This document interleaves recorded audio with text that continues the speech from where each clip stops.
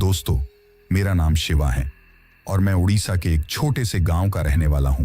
जंगल, दोस्तों, जंगल एक ऐसी जगह है जहां बहुत सारे रहस्य छिपे होते हैं। कभी भी हमें बिना वजह जंगल में नहीं जाना चाहिए। जंगल जितना बाहर से सुंदर और शांत दिखता है, असल में अंदर से उतना ही भयानक होता है। अब दोस्तों, मेरा गांव भी जंगल के पास ही है, लेकिन हम कभी भी बिना वजह जंगल में नहीं जाते, क्योंकि हम गांव वाले बिल्कुल अच्छी तरह से ये बात जानते हैं कि जंगल में सिर्फ जंगली जानवर ही नहीं रहते। उसमें कई अघोरी, भूत, प्रेत, चुड़ैल, छलावे और कई बुरी शक्तियां वहां वास करती हैं। हम गांव वालों को भी जब जंगल से लकड़ियां लानी होती हैं तो कई लोग साथ मिलके जाते हैं, और वो भी सुबह के वक्त जाते हैं, ताकि शाम ढलने से पहले दिन के उजाले में ही हम जंगल से बाहर आ जाए, क्योंकि रात होते ही जंगल जागृत हो जाता है। हमारे गांव के बगल में जो जंगल था वो काफी डरावना माना जाता था। रात की तो दूर की बात है, बल्कि दिन के वक्त भी गांव के किसी भी इंसान की अकेले उस जंगल में जाने की हिम्मत नहीं होती थी। रात के वक्त जंगल से कई भेड़िए और उल्लुओं की आवाजें आती हैं।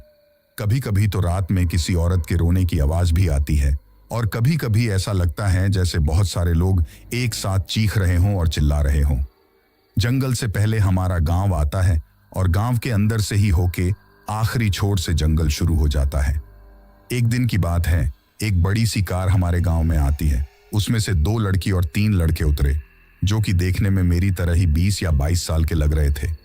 उस वक्त मैं मेरे गांव के एक चौराहे पर एक पेड़ के नीचे बैठा था। तभी वो लोग मेरे पास आए, और उनमें से एक लड़के ने मुझसे कहा कि भैया, हमें जंगल में घूमने जाना है, क्या ये रास्ता वहीं जाता है? तो मैंने उससे कहा, हाँ, ये रास्ता वहीं जाता है, मगर आपकी गाड़ी आगे ज्यादा अंदर तक नहीं जा पाएगी। थोड़ी दूर आगे जाने के बाद आपको पैदल चलकर ही जाना पड़ेगा। मेरे मुंह से ये बात सुनने के बाद उन्होंने मेरा धन्यवाद किया, और उसके बाद वो लोग अंदर जंगल की ओर चले गए। अभी उन लोगों को गए हुए लगभग 1 घंटा ही हुआ होगा कि तभी वो लोग वापस आए और मेरे पास आकर कार रोकी और मुझसे कहा कि क्या आप हमारे साथ जंगल में घूमने चलेंगे? हमें पता नहीं है कि कौन सी जगह देखने लायक है और कौन सा रास्ता कहाँ जाता है। अगर आप साथ चलेंगे तो हमें घूमने में आसानी होगी। उनकी वो बात सुनकर मैं सोच ही रहा था कि जाऊं या नहीं जाऊं। तभी उन लोगों ने कहा कि अगर आप हमारे साथ चलेंगे तो हम आपको 2000 रुपये देंगे। अब इतने रुपए का नाम सुनते ही मैं काफी ज्यादा चौंक जाता हूं, क्योंकि आज से पहले किसी ने भी इतने पैसे देने के लिए नहीं बोला था। मुश्किल से हर कोई 500 रुपये ही देकर जाता था। इसी वजह से मैं तुरंत ही उन लोगों के साथ जाने के लिए तैयार हो जाता हूं। पर मैंने उन लोगों से साफ साफ कह दिया था कि मैंने भी पूरा जंगल नहीं देखा है, वो तो हम थोड़ी दूर लकड़ी काटने के लिए जाते हैं, इसीलिए मैं उतनी दूर तक ही आपको ले जा सकता हूं जहां तक हम लोग लकड़ी काटने के लिए जाते हैं। उससे आगे का मुझे कुछ भी नहीं पता है। मेरी ये बात सुनकर उन लोगों ने मुझसे कहा कि ठीक है, जहां तक का तुमको पता है वहां तक ले चलो। तभी मैं उन लोगों से कहता हूं कि मैं आप लोगों साथ चल तो लूंगा, लेकिन सिर्फ एक शर्त पर कि आप लोगों शाम ढलने से पहले पहले जंगल से वापस आ जाएंगे, क्योंकि रात में हम गांव वाले कभी भी जंगल में नहीं जाते। तभी उनके साथ जो लड़कियां थीं उन्होंने मुझसे कहा कि भैया, हम पागल थोड़ी हैं जो रात को ऐसे घने जंगल में रुकेंगे, आपसे ज्यादा डर तो हमें लगता है। उनकी ये बात सुनकर मैं उनके साथ जाने को तैयार हो गया। फिर उनके साथ कार में बैठते ही उन्होंने सबसे पहले तो मेरा नाम पूछा, तो मैंने उन्हें अपना नाम शिवराज बताया। वैसे गांव में सब लोग मुझे शिवा कह के बुलाते हैं। फिर उन सभी लोगों ने भी मुझे अपने अपने नाम बताए। उनमें से 2 लड़कियां थीं जिनका नाम रेणुका और रिंकी था, और जो लड़के थे उनके नाम दीपक, मोहित और सतीश थे। फिर हम सभी कार में बैठ के जंगल के अंदर चले गए। अभी हम लोग जंगल में सिर्फ 1 किलोमीटर जितना ही अंदर गए होंगे कि तभी से घना जंगल शुरू हो गया था, और रास्ता भी बहुत सकड़ा हो गया था, जिसके कारण रास्ते के दोनों तरफ की घनी झाड़ियां गाड़ी के शीशों से रगड़ती हुई जा रही थी। तो फिर मजबूरी में उन लोगों ने गाड़ी साइड में लगाई और अपने अपने बैग लेकर गाड़ी को लॉक कर दिया। फिर हम सब पैदल ही जंगल के अंदर चलने लगे। लगातार 2 घंटे तक चलने के बाद दोपहर हो गई थी, और तब तक हम एक नदी के किनारे पहुंच गए थे। वहां का नजारा बहुत ही सुंदर था। नदी के दाईं ओर दूर एक झरना बह रहा था। साथ ही नदी का पानी एकदम साफ था, और आसपास में थोड़ा मैदानी इलाका था, जहां हर तरफ हरी भरी घास उगी हुई थी, जिसको देखकर उन सारे दोस्तों ने वहीं रुककर खाने पीने का प्रोग्राम बनाया, जिसके चलते वहां एक जगह पर टेंट जैसा कुछ बनाया और उसमें सारा सामान रख दिया। तब तक सभी लोग बहुत थक गए थे, जिसके कारण सभी लोगों ने वहां बैठकर कुछ देर आराम किया और फिर सब नदी की ओर चलने लगे। फिर उन लोगों ने नदी से बहुत सारी मछली पकड़ी और खाना खाने का इंतजाम किया। फिर उन लोगों ने पकड़ी हुई मछलियों को आग में भूनकर खाया। तब तक बहुत समय बीत गया था और सूरज हल्का हल्का पहाड़ों के पीछे छुपने लगा था। तब मैंने उन लोगों से कहा कि मेरे ख्याल से अब हमें वापस चलना चाहिए, क्योंकि बहुत जल्द अब अंधेरा होने वाला है। तो उन सभी दोस्तों ने कहा, क्या यार, अभी अभी तो आए हैं और इतनी जल्दी कैसे चले जाएं? वैसे उन लोगों की भी गलती नहीं थी। जंगल की सम्मोहन शक्ति ही कुछ ऐसी होती है कि आपको दिन के उजाले में जंगल छोड़कर जाने का मन ही नहीं करता है। तो उनमें से एक लड़का, जिसका नाम मोहित था, उसने मुझे साफ साफ मना कर दिया और कहा कि आज की रात हम यहीं गुजारेंगे। अगर तुझे जाना है तो ये ले 2000, तू जा सकता है। उसके मुंह से ये बात सुनकर पहले तो बहुत अचंभित होकर उसकी तरफ देखने लगा और फिर मैंने उसे कहा कि हम कार से बहुत दूर आ गए हैं। अगर मैं अकेला चल के जाऊंगा तो भी सूरज ढलने तक मैं कार के पास भी नहीं पहुंच पाऊंगा, और कार लेके भी हम कुछ किलोमीटर जंगल के अंदर आए थे, तो अब मैं अकेला कैसे जाऊं? तो उसने मुझसे कि ठीक है, तो फिर तुम भी आज हमारे साथ यहीं पर रुक जाओ। सिर्फ एक ही रात की तो बात है, सुबह होते ही हम सब यहां से निकल लेंगे। उसके बाद जब उसने मेरे चेहरे पर चिंता के भाव देखे तो उसने मुझसे कहा कि देख भाई शिवा, तू खामखा टेंशन ले रहा है। हमारे पास खाने पीने की और जंगली जानवरों से अपनी रक्षा करने के लिए हथियारों की सारी व्यवस्था है। ये कहते हुए दीपक ने अपना शर्ट कमर से ऊपर किया और मुझे अपनी रिवॉल्वर दिखाई। फिर मोहित और सतीश ने भी मुझे अपनी अपनी पिस्टल दिखाई और कहा, अपने पास सब सामान है, तू टेंशन ना ले। मैं समझ गया कि आज मैं बहुत बुरा फंसा हूं। मैंने इन लोगों पर भरोसा करके बहुत बड़ी गलती कर दी है। पर मैंने उन लोगों को कुछ नहीं कहा और उनके साथ रात को वहीं पर रुकने का फैसला कर लिया। फिर दीपक ने उनके साथ जो लड़कियां थीं उनसे कहा कि तुम लोग खाना पकाने का इंतजाम करो, मैं और सतीश कुछ और मछलियां पकड़कर लाते हैं। मोहित और शिवा, तुम दोनों जंगल में से सूखी लकड़ियां लेकर आओ। फिर मैं और मोहित जंगल में लकड़ी लेने चले गए, लेकिन दिन ढलने से पहले हम दोनों लकड़ियां लेकर कैंप में वापस आ गए थे। तब तक उन लड़कियों ने पत्थर रखकर चूल्हे जैसा बना लिया था और घर से साथ लाए हुए कच्चे चावल भी पका लिए थे, और तब तक दीपक और सतीश भी बहुत सारी मछलियां लेके आ चुके थे। उसके बाद लड़कियों ने खाना पकाने की तैयारी की। तब तक उन तीनों दोस्तों ने अपने बैग से शराब की बोतल निकाली और तीनों शराब पीने लगे। तभी दीपक ने मुझे आवाज लगाई, शिवा, तू भी पिएगा क्या? तो मैंने उन लोगों को मना कर दिया। कुछ देर बाद खाना बनकर तैयार हो गया और फिर हमने कैंप के बाहर आग जलाई और सब आग के इर्द गिर्द खाना खाने बैठ गए। हम सब ने खाना खाया और बाद में सब लोग आग के पास बैठ गए और अपने अपने डरावने अनुभव शेयर करने लगे। जैसे जैसे रात होती गई, झिंगूरों और उल्लुओं की आवाजें बढ़ती गईं। थोड़ी देर बाद कहीं दूर से भेड़ियों के रोने की आवाजें सुनाई देने लगीं। जंगल का ऐसा माहौल देखकर मेरे मन में डर बैठने लगा। हम सब साथ बैठ के बातें कर ही रहे थे कि तभी कैंप के पीछे से हमें किसी के चलने की आवाज आई। उस आवाज को सुनकर सभी के चेहरों पर डर के भाव आ गए। उस आवाज को सुनकर दीपक ने तुरंत उठकर टॉर्च जलाई और कैंप के पीछे की तरफ गया, लेकिन वहां कोई नहीं था। फिर दीपक ने कहा, ये जंगल है, यहाँ कई जानवर घूमते हैं, होगा कोई छोटा मोटा जानवर, इसमें इतना डरने की क्या बात है? तभी मैंने दीपक से कहा कि अभी भी वक्त है, हमें वापस निकल लेना चाहिए, मुझे यहाँ बहुत डर लगता है। मेरे साथ साथ रिंकी और रेणुका ने भी कहा कि हमें भी बहुत डर लगा रहा है, चलो ना चलते हैं। तो दीपक ने हंसकर मेरा मजाक उड़ाते हुए कहा कि क्या यार, तुम भी इस गवार की बातों में आ गए। फिर से हम सब लोग वापस आग के पास बैठ गए, लेकिन अब कोई भी मस्ती मजाक नहीं कर रहा था। सबके अंदर एक डर भर गया था। हम सब एक दूसरे का मुंह ताक रहे थे और छोटी से छोटी आहट को भी सुनने की कोशिश कर रहे थे, मगर जब फिर से कोई आवाज नहीं आई तो सब थोड़ा नॉर्मल हो गए। कम से कम 1 घंटे तक हम ऐसे ही बैठे रहे। रात के तकरीबन 11 बजे होंगे। तब तक हम सभी लोग बैठे बैठे थक गए थे। तभी रेणुका और रिंकी ने कहा कि हमें बहुत नींद आ रही है, चलो सब सो जाते हैं। अभी उन्होंने ये बात बोली ही थी कि उनके बात बोलते ही अचानक से फिर से जंगल से कुछ सर्र सर्र की आवाज आती है। हम सब फिर से डर गए।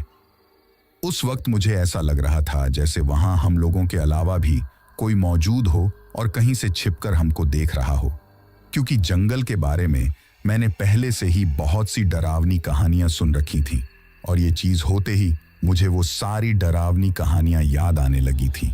तभी दीपक ने कहा, तुम लोग टेंशन मत लो, होगा कोई जंगली जानवर, अगर इस तरफ आया तो जिंदा नहीं बचेगा। ये कहते हुए दीपक ने अपनी रिवॉल्वर निकाल ली।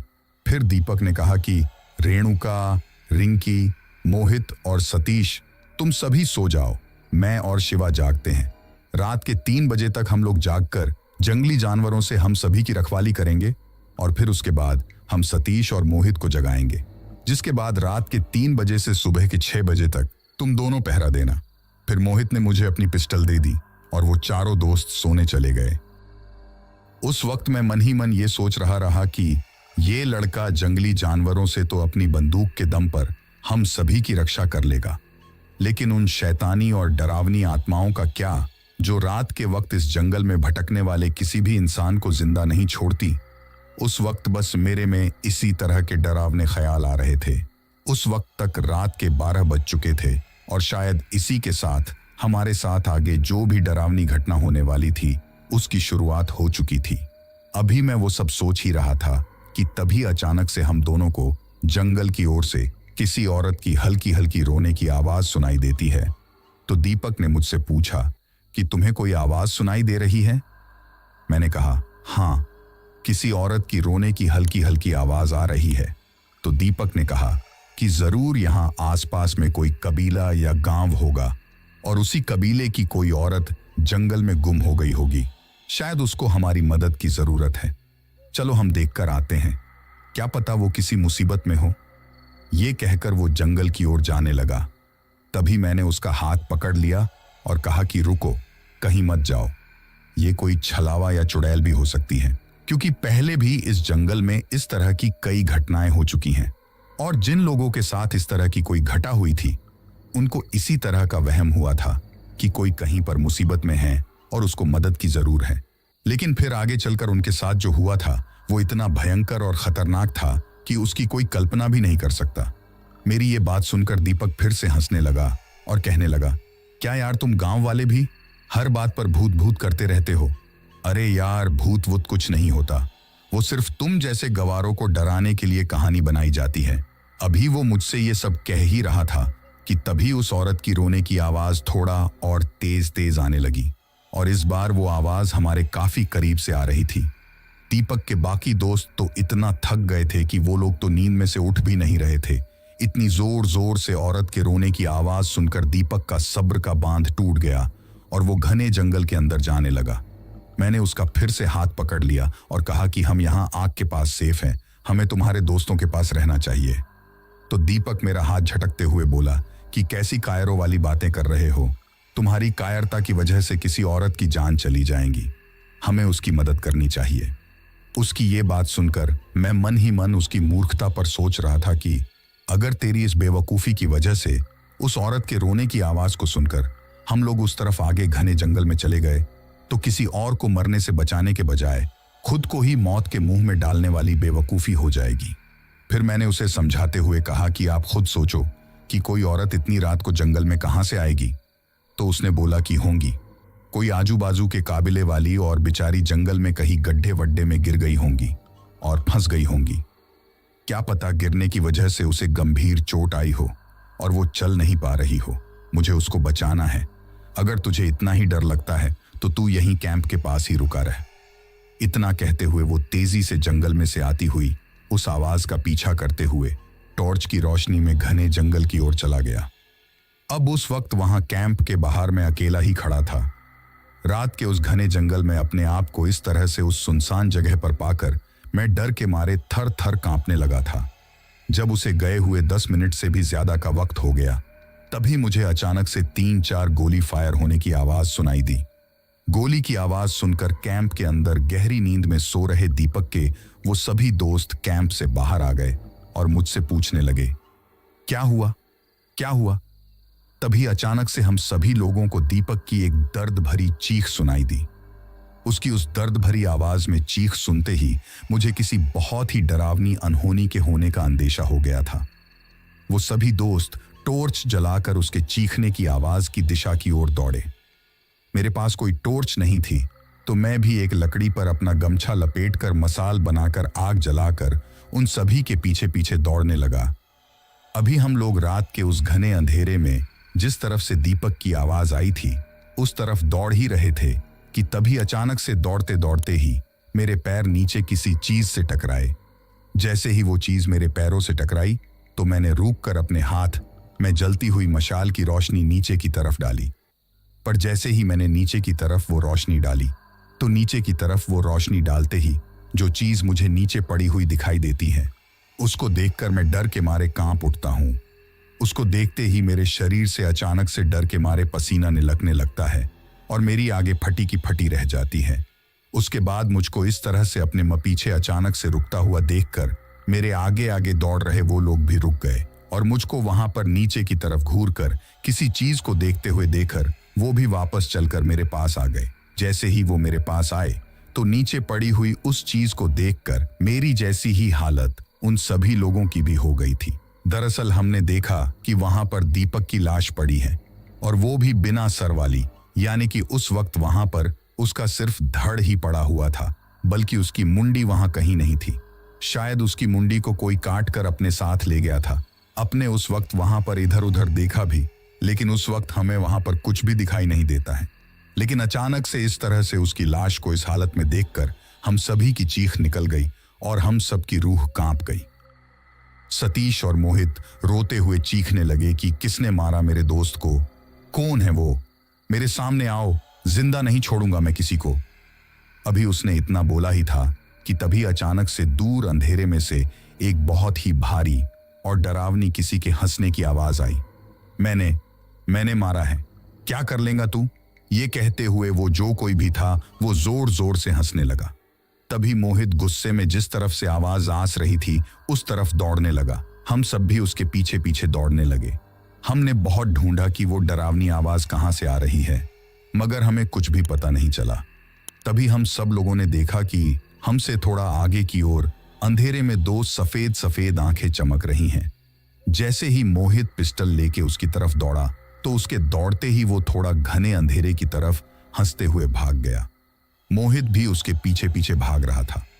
उस वक्त वहां जो कुछ भी हो रहा था उसको देखकर मुझे एहसास हो गया था कि कोई हमारे साथ खूनी छुपम छुपाई खेल रहा है, और मुझे इस बात का भी एहसास हो गया था कि वो कोई नॉर्मल चीज नहीं है, बल्कि कोई बहुत ही डरावनी और शैतानी शक्ति है जिसका हम साधारण से इंसान इतनी आसानी से सामना नहीं कर सकते।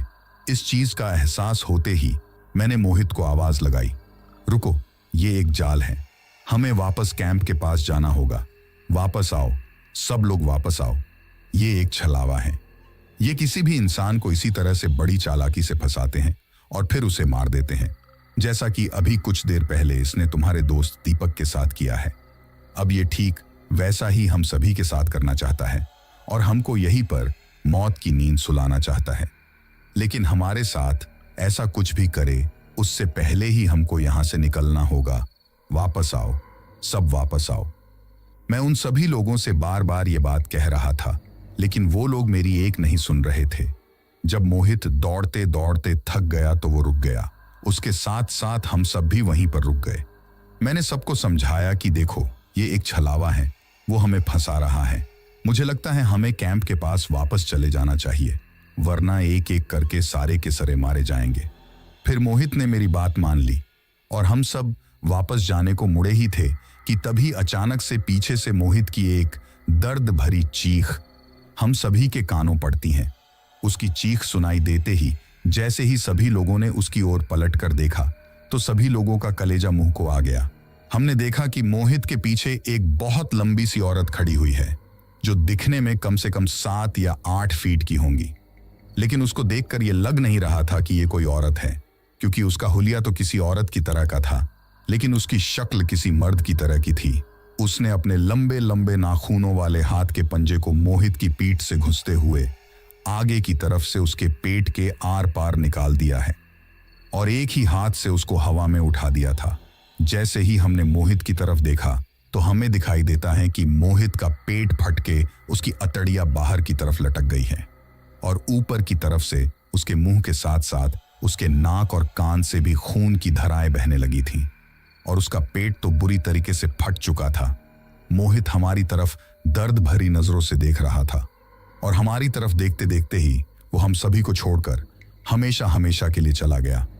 मोहित की ऑन द स्पॉट वहीं पर डेथ हो गई थी। तो दोस्तों, ये थी हमारी आज की कहानी। कहानी आपको कैसी लगी ये आप मुझे कमेंट बॉक्स में कमेंट करके जरूर बताना।